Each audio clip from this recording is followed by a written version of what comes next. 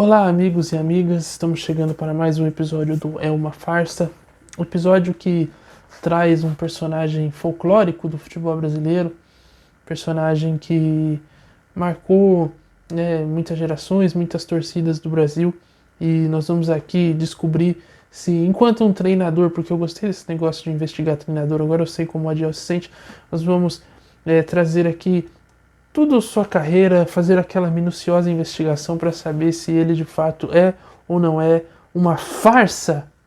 Então, depois da vinheta, nós vamos conversar mais sobre esse incrível personagem que é Renato Portaluppi, também conhecido como Renato o Gaúcho. Então, é isso. Vamos ver se é isso tudo. Bom, eu não vou novamente entrar muito no mérito do Renato Gaúcho enquanto jogador. Talvez no futuro eu faça um episódio sobre ele e CR7, porque foi uma comparação que ele mesmo que fizeram quando eles foram jogar o Mundial, e ele afirmou que ele era melhor que o CR7. Então talvez depois eu faça essa comparação, traga aqui essa discussão, mas por hoje eu quero ficar na carreira de técnico do Renato Gaúcho, porque ele tá aí no ano de 2023 à frente do Grêmio, já deu declarações após o Campeonato Gaúcho de qual o Grêmio era o melhor futebol do Brasil. Nessa semana a equipe foi derrotada pelo Palmeiras por 4-1 e o Grêmio está numa situação complicada aí no Campeonato Brasileiro. Não faz uma campanha brilhante, está na 10ª colocação, são 2 vitórias, um empate e 2 derrotas, então é uma campanha bem aquém. E principalmente, quer dizer, assim, acho que esse é o grande ponto já de cara que a gente tem que lançar. Se a gente for analisar racionalmente o elenco do Grêmio, a campanha está de bom tamanho. Por que é esse elenco do Grêmio? Não é nada alarmante o Grêmio estar na 10ª colocação, é um time que vem da Série B, que tá voltando a disputar a Série A. Então é natural que esses times tenham uma dificuldade em se manter na Série A no primeiro ano em que volta, por mais gigante que o Grêmio seja. E porque existe uma questão de elenco, de defasagem, né? O elenco que você joga a Série B, geralmente não é o elenco que você vai jogar a Série A, porque o desnível entre uma competição e outra é muito grande. Então você tem que mandar quase que todo o elenco embora, ou grande parte dele, e contratar novos jogadores. E aí tem adaptação, enfim. É um trabalho que, por mais que o Renato pegou a reta final da Série B ano passado lá, tá começando agora em 2023. E é natural que o time tenha oscilações, né? Jogue e faça partidas ruins, partidas muito boas, como é o caso do Grêmio nesse início de Campeonato Brasileiro. A questão é que no Campeonato Brasileiro o Grêmio ainda não fez partidas tão boas, né? Já na reta final do Gaúcho sofreu para vencer o Caxias na final do Gaúchão, e no Brasileiro também não tem feito grandes partidas, né? Ganhou do Santos na estreia, depois perdeu para o Cruzeiro, venceu o Cuiabá. Nesse meio tempo teve o ABC na Copa do Brasil, onde ele quase se complicou após ter vencido o jogo de ida. Então é um time que está muito oscilante, consegue os resultados, mas não é brilhante. Só que o Renato Gaúcho, após a vitória do Grêmio no Campeonato Gaúcho, já falou que o Grêmio era o melhor futebol do Brasil, já saiu cuspindo essas frases muito deliciosas que ele gosta de soltar e que é manchete no jornal no dia seguinte. Então a gente tem que analisar o Grêmio como o Renato Gaúcho vê o Grêmio e como a realidade mostra o Grêmio, porque são coisas distantes, né? Nem sempre o Renato Gaúcho enxerga a realidade do Grêmio, ele enxerga uma realidade à parte. Ele cria um ambiente maravilhoso, um mundo fantástico onde o Grêmio é o melhor futebol do Brasil, mas não é o caso agora. Então é importante a gente ter isso em mente. Só que antes da gente falar desse atual Grêmio, eu quero voltar no tempo para falar com vocês sobre a carreira de Renato, que gira em torno aí basicamente de 3 clubes brasileiros: Fluminense, Vasco e Grêmio. Ele ainda teve passagens pelo Madureira, que foi onde ele começou o seu trabalho de treinador, uma curtíssima passagem pelo Atlético Paranaense, apenas 5 jogos e somente 2 vitórias no comando do Atlético Paranaense. E a grande oportunidade da carreira dele que foi ser técnico do Flamengo na temporada de 2021. E ele acabou não conquistando a Libertadores, né? Perdeu para o Palmeiras a final. E no ano seguinte foi mandado embora. O Flamengo optou por encerrar o contrato com ele o demiti-lo e seguir com Paulo Souza no comando, que foi contratado. Também deu errado, mas enfim, isso é uma outra história. Ele também teve uma passagem pelo Bahia em 2010. Mas não foi uma passagem muito longa, não. Ele acabou sendo demitido no mesmo ano e depois foi contratado pelo Grêmio. Então, esses são os clubes do qual o Renato Portaluppi trabalhou em sua carreira como treinador. Sem dúvida, o primeiro grande sucesso da carreira do Renato Gaúcho foi o Fluminense de 2008, time que chegou à final da Libertadores, né, e que ele eliminou no São Paulo, inclusive meu time do coração, nas quartas de final, e perdendo para a LDU. O interessante é que antes de jogar a final, o Renato Gaúcho soltou uma das grandes frases da sua carreira, né, dizendo que o Fluminense, após ganhar a Libertadores, iria brincar no Brasileirão. A realidade é que nenhuma das coisas aconteceu, nem o título do Fluminense da Libertadores e nem a brincadeira no Brasileirão, porque ele foi mandado embora, né, não pôde acompanhar o time na sequência do Campeonato Brasileiro, acabou até depois treinando o Vasco naquele ano, mas também não foi muito longe não. Foram 13 jogos e somente 4 vitórias. O Vasco naquela temporada foi rebaixado. Bom, na década passada ele viveu idas e vindas no Grêmio, né, com passagens por Atlético Paranaense e Bahia nesse meio tempo. E em 2013 ele é contratado pelo Grêmio, faz um bom trabalho e o Fluminense o recontrata em 2014, mas a coisa também não é tão boa. Em 18 jogos que ele ficou à frente da equipe, ele teve 9 vitórias. E aí ele é mandado embora, fica um tempo afastado do futebol e é recontratado pelo Grêmio em 2016. E aí sim a gente vê o melhor trabalho da vida de Renato Gaúcho. Em 2016 ele é campeão da Copa do Brasil. No ano seguinte ele é campeão da Libertadores e vice-campeão mundial, perde para o Real Madrid. No ano seguinte ele ganha Campeonato Carioca. No ano seguinte, Campeonato Carioca. Ele vai ganhando uma porrada de campeonatos cariocas, até que em 2021 ele é demitido após a equipe ser eliminada na pré-Libertadores. Ele não resiste à pressão e é mandado embora do tricolor gaúcho. Porém, esse tempo longe do futebol durou pouco, porque ele foi contratado pelo Flamengo, perdeu a final da Libertadores daquele ano, foi demitido e agora no final do ano de 2022 ele foi recontratado pelo Grêmio e está aí no Grêmio até hoje. Será que vai durar até o final desse ano? Aí a gente já não sabe, porque a coisa não tá boa lá. E assim, em que pese esse trabalho no Grêmio, que foi realmente muito bom, e de fato, aí sim, nesse período, o Grêmio teve o melhor futebol do Brasil, só que... E assim, esse Grêmio dele de 2016, de fato, principalmente no ano de 2017, quando a equipe ganhou a Libertadores, teve o melhor futebol do Brasil. Era um time muito bom.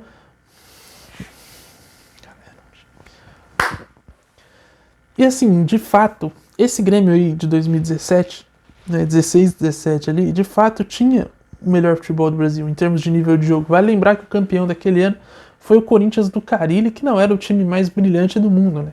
Fez um ótimo primeiro turno e depois foi segurando a vantagem, administrando ali. Mas quem jogava bola mesmo, quem encantava, era o Grêmio do Renate, que viveu um ano mágico ali com o Luan sendo o rei da América, o Arthur, que enganou 400 pessoas, empresários do Barcelona, torcedores do Juventus, do Liverpool, enfim. Teve um ano mágico ali.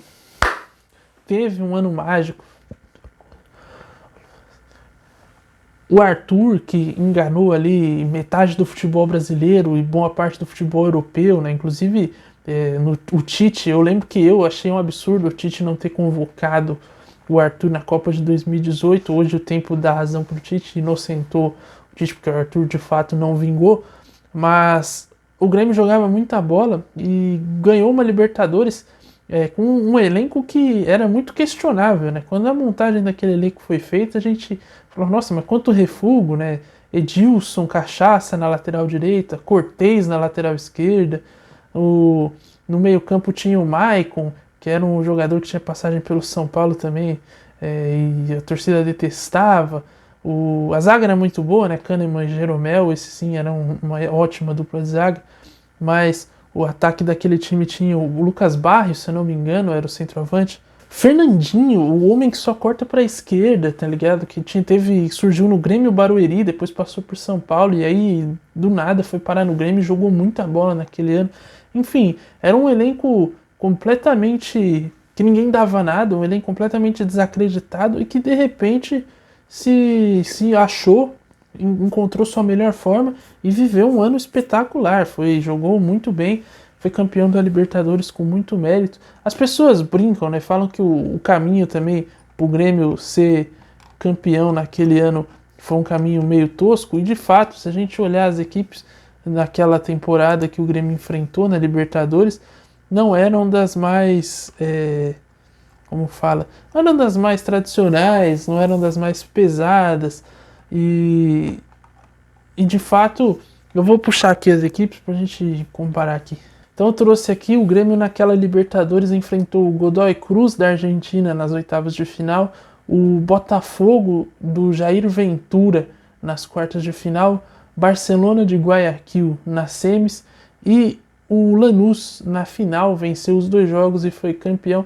Então de fato não são equipes muito tradicionais, né? Mas não importa, o que importa é que o Grêmio podia muito bem ter perdido, foi lá e ganhou. Viveu um grande ano, jogava muito bem, e aí na final, no Mundial, perdeu para o Real Madrid, venceu a semifinal pelo menos e disputou a final com o Real Madrid, não deixou o Real Madrid esperando, e foi vice-campeão com um jogo até bem xoxo. O Real Madrid faz um gol lá com o Cristiano Ronaldo, a barreira abrindo, enfim. Mas todo esse ano, todos esses resultados bastaram para que Renato Gaúcho caísse nas graças da imprensa e fosse alçado ao posto de um dos melhores técnicos do Brasil, o que eu discordo muito. Acho que o Renato Gaúcho, como eu falei, teve um bom ano, viveu um ano mágico e um período muito bom, mas já em 2018 a coisa começou a cair, 19 caiu mais, 20 já mostrou que a coisa já estava nas últimas, já foi um ano bem mais ou menos. E aí 21, né, ele não conseguiu dar sequência, a coisa degringolou e aí ele foi mandado embora. E agora no Grêmio a coisa parece que está mais rápida o processo, porque no passado ele chega, ajeita a casa, né, consegue ali montar um time, fazer o time voltar à Série B, ou aliás, à Série A. E agora, nesse ano, ele já não consegue mais dar um padrão tático, não consegue fazer essa equipe evoluir, dar um salto de qualidade. E passam alguns fatores por isso. Uma das questões que sempre me incomodaram no Renato Gaúcho é a montagem de elenco dele. Porque ele mudou muito o perfil de trabalho dele depois daquele sucesso do Grêmio de 2017. Porque antes, se você for olhar, ele gostava de ter elencos badalados. O Fluminense de 2008, né, era um elenco que tinha Thiago Neves, o Washington Coração Valente, Dodô, o artilheiro dos gols bonitos. Era um elenco muito caro e muito badalado. No Fluminense, em 2014, ele tem Fred, contrata o Walter, o Gordinho, tem outros jogadores, não lembro se o Sob estava nesse elenco ainda, ou se já tinha ido embora, enfim. Mas eram jogadores já também de nome, de bastante badalação no futebol brasileiro. E aí e no Grêmio, em 2013 também, ele tinha herdado um elenco que o Vanderlei Luxemburgo montou, gastou também uma caralhada de dinheiro. Inclusive isso foi responsável por dar um abalo nas finanças do Grêmio. O Grêmio passou uma pindaíba nos anos seguintes. E aí em 2016 montou o elenco, né, com muitos nomes questionáveis, mas que na mão do Renato Gaúcho funcionaram e levaram o Grêmio até as glórias de 2016 na Copa do Brasil e 2017 na Libertadores. E aí a gente vê uma mudança no perfil das contratações que ele faz, até por viver essa realidade do Grêmio, né? Apesar de o Grêmio hoje não ser um dos times mais endividados do futebol brasileiro, ele também não é um dos que mais tem poder aquisitivo de sair comprando, gastando para contratar quem ele quer. Então ele tem que fazer contratações muito específicas, né? De jogadores baratos que vão trazer um retorno, que tem uma certa experiência. Então eles investiram muito nesses ditos refugos nesse período, acreditando que com a lábia de Renato Gaúcho, né, com a experiência, com a expertise dele, com essa coisa dele ser meio paizão, boleirão, ele ia recuperar os caras. Funcionou em 2017, só que eles continuaram insistindo nisso nos anos seguintes e a coisa não andou tão bem, né? Trouxeram jogadores que não tiveram esse mesmo impacto, não tiveram esse mesmo resultado. e aí as coisas foram deixando de funcionar. E nessa temporada eles continuaram com essa mesma metodologia e parece que as coisas também não estão indo tão bem, né? Pelo menos nesse início aqui não tá. Tanto que ele já está pedindo reforço, já está pedindo contratações, porque ele já enxerga algumas lacunas no elenco. Só que é ele que vai montar o elenco, então eu tenho essas dúvidas também. Acho que ele deixa um pouco a desejar nessa questão. E um outro ponto muito interessante na carreira de Renato Gaúcho nesses últimos anos é que ele, enquanto estava no Grêmio, vivia dizendo: porque contratar com não sei quantos jogadores aí, ter milhões para investir é fácil. Aí o cara contrata, é fácil montar o time. Vivia dando uma esnobada, né, nos treinadores de Flamengo e Palmeiras e tal. E aí ele chegou no Flamengo em 2021, começou bem, foi legal, só que depois a coisa foi caindo vertiginosamente. Porque assim, o Renato Gaúcho, ele é um cara que, em termos de conteúdo, como gostam de dizer aí os estudiosos, ele não é um cara muito dessa área do estudo. Ele mesmo já brincou com isso diversas vezes, né? Após os títulos do Grêmio, ele fala: quem não entende de futebol tem que estudar, quem entende vai pra praia, enfim. Diversas vezes ele faz as brincadeiras desse tipo. Só que na prática, as coisas não são bem assim. E por mais que esse lado boleiro dele funcione, seja importante dentro da carreira dele e ajude, né, na relação dele com os jogadores, muitas vezes falta para ele essas questões de tática, técnica, de repertório, e é onde as coisas acabam se perdendo um pouco e as equipes dele deixam a desejar. Foi assim que aconteceu no Grêmio, quando ele precisou manter aquilo, né, fazer algo de diferente para manter o Grêmio naquele caminho. As coisas se perderam. No Flamengo, onde era um elenco já que tinha tido, né, treinadores com bagagem europeia, como é o caso do Jorge Jesus, o Dominique Torrent, que era auxiliar do Guardiola, então tinham conteúdos e tudo mais. O próprio Rogério Ceni, que é um cara que estudou e tal, já é mais dessa nova geração.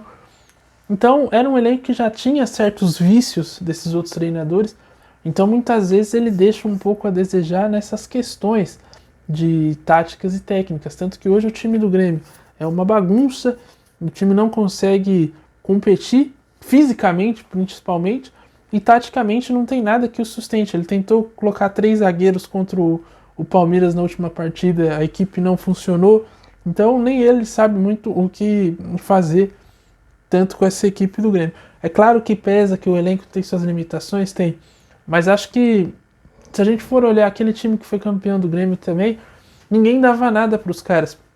Por isso que eu acho que foi muito coisa de momento, sabe? Foi uma temporada mágica que aqueles caras viveram, que o próprio Renato Gaúcho viveu, onde tudo deu certo, e que, sei lá, muito provavelmente ele talvez não repita. Se repetir, eu vou ficar surpreso, porque eu não acho que o Renato Gaúcho seja um dos melhores treinadores do Brasil.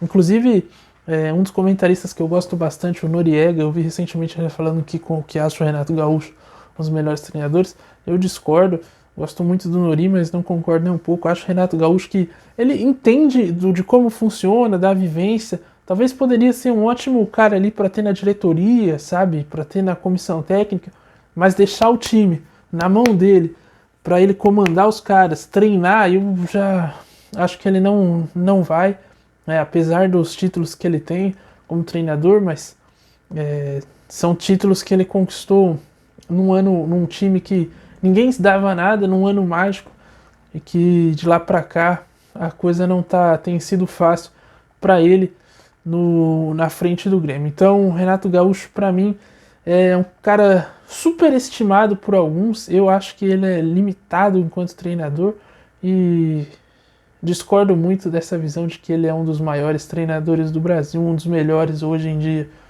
Então assim, eu não acho o Renato Gaúcho uma farsa, eu acho ele só um técnico medíocre, mais do mesmo em relação ao que a gente tem no futebol brasileiro. Mas o que é uma farsa de fato é essa história de que o Grêmio é o melhor futebol do Brasil. Porque isso aí, meu amigo, é uma farsa. Hoje o Grêmio ele não está devendo para nenhuma outra equipe do futebol brasileiro. O Grêmio também tem outro patamar. Bom, então é isso. Esse foi mais um episódio do É Uma Farsa. Espero que você tenha gostado. Siga o Meu Armadores no Instagram. Se inscreva no canal caso você ainda não seja inscrito. Siga aí Adiel Reis, Cássio Ângelo, o FracassoCast, que retornará em algum momento desse ano. E é isso. Até a próxima. Ah, tem área a área daqui a pouco, a partir das 3 horas. Então nos vemos lá. Até a próxima. Falou!